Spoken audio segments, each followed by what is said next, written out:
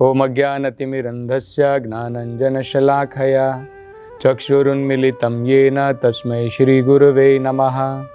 नमो ओम विष्णुपादाय कृष्णप्रेष्ठाय भूतले श्रीमते भक्तिवेदांत स्वामिनिति नामिने। नमस्ते सरस्वते देवे गौरवाणी प्रचारिणे निर्विशेष शून्यवादी पाश्चात्य देशतारिणे। जय श्री कृष्ण चैतन्य प्रभु नित्यानंद श्री अद्वैत गदाधर श्रीवासदि गौर भक्तवृंदा। हरे कृष्णा कृष्ण कृष्णा हरे हरे, हरे राम राम राम हरे हरे। हरे कृष्णा।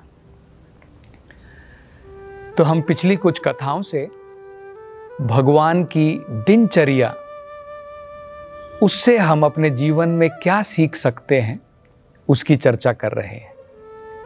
पहले हमने देखा था भगवान पूरे मानव समाज को सिखाना चाहते हैं सवेरे ब्रह्म मुहूर्त का समय कितना महत्वपूर्ण होता है। उस समय हमें निद्रा लोक में सोए नहीं रहना चाहिए। सवेरे जल्दी उठ करके सबसे पहले, जैसे भगवान ने दर्शाया, वो अपने ऊपर ध्यान लगाते थे। इसी प्रकार से सवेरे उठ करके ब्रह्म मुहूर्त समय में उठ करके सबसे पहले भगवान के ऊपर हमें ध्यान लगाना चाहिए। और हमने ये भी समझने का प्रयास किया था कि कलयुग के अंदर में सबसे बढ़िया तरीका भगवान के ऊपर ध्यान लगाने का, भगवान के नाम का जप करना है। भगवान के शब्द के ऊपर अगर हम ध्यान लगाते हैं, जैसे मैं अभी कुछ बोल रहा हूँ, इन शब्दों के ऊपर आप ध्यान लगा रहे हैं, सुन रहे हैं। इसी प्रकार से जब हम भगवान के नाम का जप करते हैं, उसको हम जो है अपने मन के द्वारा समझ सकते हैं। श्रील प्रभुपाद जी बताते हैं कि जब हम इस प्रकार से भगवान के नाम का जप करते हैं, वो क्या होगा, वो भगवान का जो शब्द होता है, इसको कहते हैं आध्यात्मिक शब्द। ये सोई हुई आत्मा को जागृत कर देता है, जगा देता है। जब व्यक्ति नींद में होता है, सोता है, अनेकों प्रकार के सपने देखता है, कभी देख रहा है कि मैं खुश हूँ, कभी देख रहा है मैं दुखी हूँ। इसी प्रकार से आत्मा इस भौतिक संसार के अंदर में एक प्रकार से अज्ञान में, स्वप्न में अनेकों प्रकार के कर्म कर रही है। कभी सुख भोग रही है, कभी दुखों को भोग रही है। लेकिन जब हम भगवान के नाम के ऊपर ध्यान लगाएंगे तो उससे क्या होगा, ये नाम हमारे कानों में से जाएगा, हृदय के अंदर प्रवेश करेगा। हृदय के अंदर प्रवेश करने के पश्चात जो भी हमारे मन के अंदर में गंदगियां हैं, इन गंदगियों को स्वच्छ कर देगा। हमारा मन जब पवित्र हो जाएगा, तब हम साक्षात भगवान के दर्शन कर पाएंगे। तो प्रश्न ये उठ सकता है कि भला हमने जो है जीभ से भगवान के नाम का जप किया, कानों में से गया, हृदय में कैसे पहुंच गया? कोई प्रश्न पूछ सकता है, भाई ये कान से सुना, ये कान से बाहर निकल जाता है, हृदय में कैसे चला गया? तो प्रभुपाद जी बड़ा ही सुंदर उदाहरण देकर के बताते हैं। एक बार उनके शिष्य ने भी प्रभुपाद जी से ये प्रश्न पूछा, प्रभुपाद जी आप कह रहे हैं कि हम भगवान के नाम का जप करते हैं, हम कानों से अगर ध्यान पूर्वक सुनते हैं तो हृदय में जाता है, हम इसको कैसे समझ सकते हैं कि शब्द जो है हृदय में जाता है? तो प्रभुपाद जी कहते हैं, ठीक है, मैं तुम्हें एक उदाहरण देता हूं। मान लो मैं तुम्हें जो है एक प्रकार से जोर से गुस्से में आकर के डांट लगाऊं, नालायक तुम क्या कर रहे हो, तुम बदमाश हो। तो क्या होता है, तो जैसे ही हम इस प्रकार का जो है इस प्रकार से किसी को डांट लगाते हैं, तुरंत वो शब्द जो है एक कान से सुनते हैं, दूसरे कान से बाहर नहीं निकलता है, सीधा हृदय के अंदर में जाता है। उसके कारण जो है वो व्यक्ति चौंक जाता है और अपने मन के अंदर में दुखी होता है, उसके बारे में सोचता है, अरे ये क्या कह रहे हैं। तो अगर एक आम शब्द कानों से सुनकर के हृदय में जा सकता है, तो क्या आध्यात्मिक शब्द नहीं जाएगा? तो इसलिए कलयुग के अंदर में भगवान के नाम के ऊपर ध्यान बड़ा महत्वपूर्ण है। ये हमने जो है पिछली कथा के अंदर में इसकी चर्चा की थी। अब आगे भगवान जो है आगे की दिनचर्या से हमें क्या समझाना चाहते हैं। उसके बाद भगवान जाते और वहाँ पर स्वच्छ होते, सुंदर जो है रूप से वहाँ पर स्नान करते। स्नान करने के बाद में नए वस्त्र जो है पीतांबर वस्त्र भगवान वहाँ पर धारण करते और उसके बाद में भगवान अनेकों प्रकार की धार्मिक क्रियाओं में लग जाते। ये भी बड़ा महत्वपूर्ण है। तो भगवान ने सबसे पहले ध्यान लगाया। ध्यान लगाने के बाद में भगवान जो है उन्होंने स्नान किया। स्नान करने के पश्चात जो है अनेकों प्रकार की धार्मिक क्रियाओं में भगवान लग जाते। सवेरे उठने के बाद में हमें व्यापार में सवेरे सवेरे नहीं लगना जाना चाहिए। हमें सबसे पहले रिलीजियस एक्टिविटीज़, धार्मिक क्रियाओं में लगना चाहिए। तो भगवान कौन कौन सी धार्मिक क्रियाओं में लगते थे, उसके द्वारा भगवान हमें क्या समझाना चाहते हैं।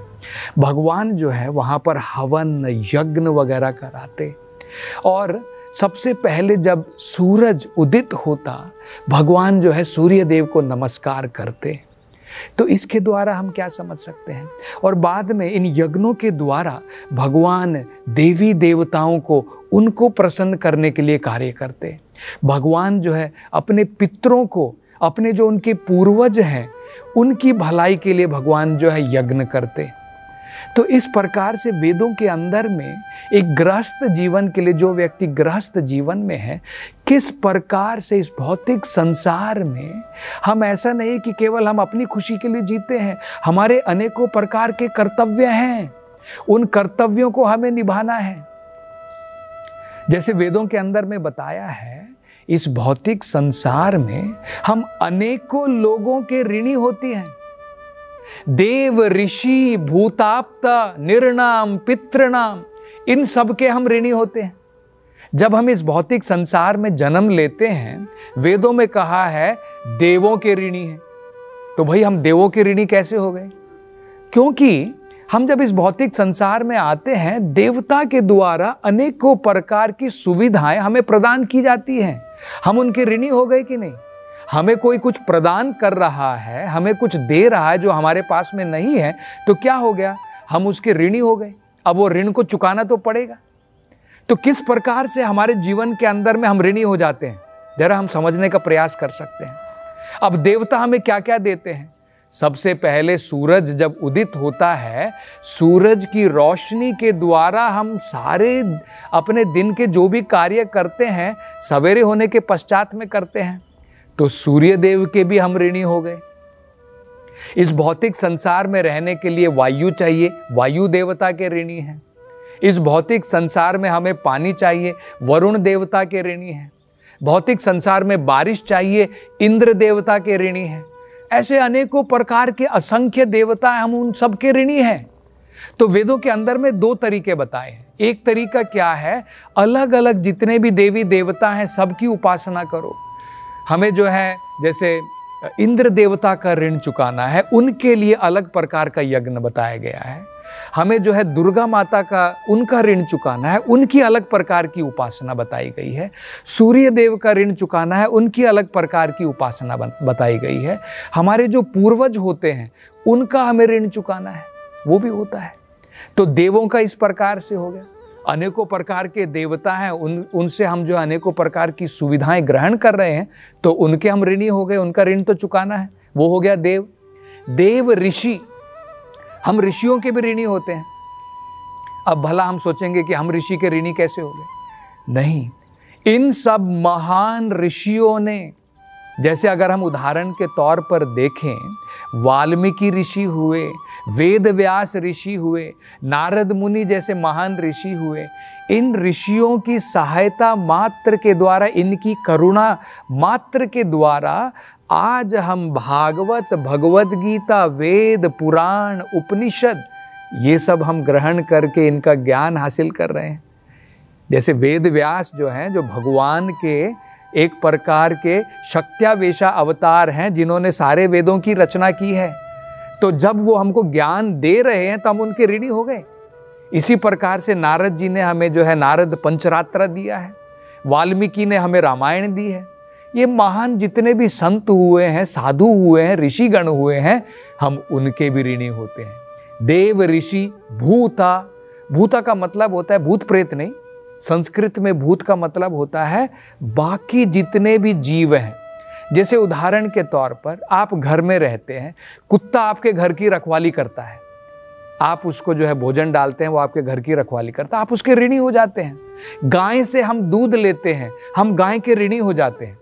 तो जितने भी इस भौतिक संसार के अंदर में अनेकों प्रकार के बाकी जीव हैं जिनके द्वारा हम सुविधाएं प्राप्त करते हैं, उनके भी ऋण है, उनके ऋणों को भी हमें चुकाना है। देव ऋषि भूता आपता, आपता का मतलब होता है हम थोड़ी इस संसार में अकेले आते हैं, जंगल में बैठ कर के अकेले रहते हैं। हम जो है परिवार में रहते हैं, परिवार के सदस्यों के ऋणी हैं। हमारे भाई हैं, हमारे चाचा हैं, हमारे मामा हैं, उन सब से हमें अनेकों प्रकार की सुविधाएं प्राप्त होती हैं। इनको कहते हैं आपता, सगे संबंधी।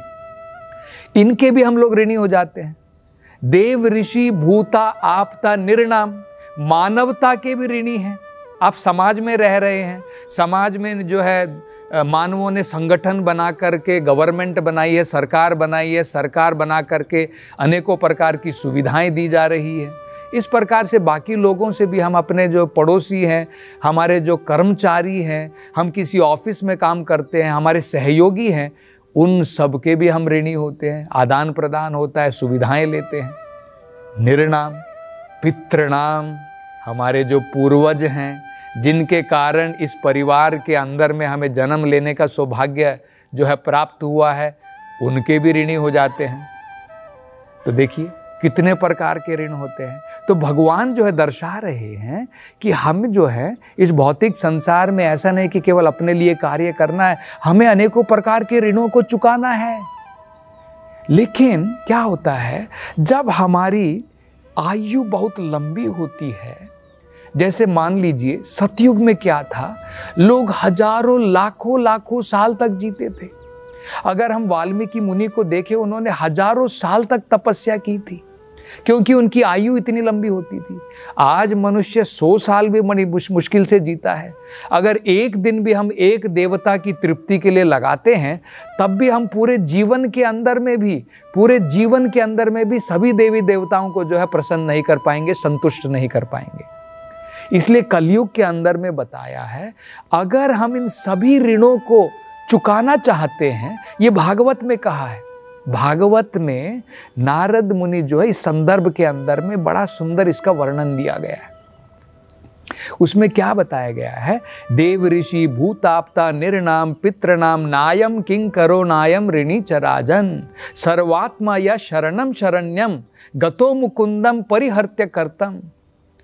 जो व्यक्ति भगवान की, कृष्ण भगवान की, उनकी उपासना में लगा है, उनकी भक्ति में लगा है, उसको ये ज्ञान होता है कि भगवान जो हैं सारी सृष्टि के मूल हैं। सारे देवी देवतागण, सारे जितने भी जीव हैं जिनका मैं ऋणी हूँ, उन सब के मूल भगवान कृष्ण हैं। अगर मैं उनकी संतुष्टि कर देता हूँ तो स्वाभाविक तरीके से सारे देवी देवता, सारे जीव संतुष्ट हो जाते हैं। महाभारत की आपने वो कथा तो सुनी होगी, आपने सबने सुना है उसके बारे में। भगवान कृष्ण ने जब दुर्वासा मुनि के लाखों हजारों वहाँ पर जो है शिष्य आए थे, जब द्रौपदी के पास में खाने के लिए, उनको परोसने के लिए भोजन के रूप में कुछ नहीं था, तो भगवान कृष्ण से उन्होंने प्रार्थना की।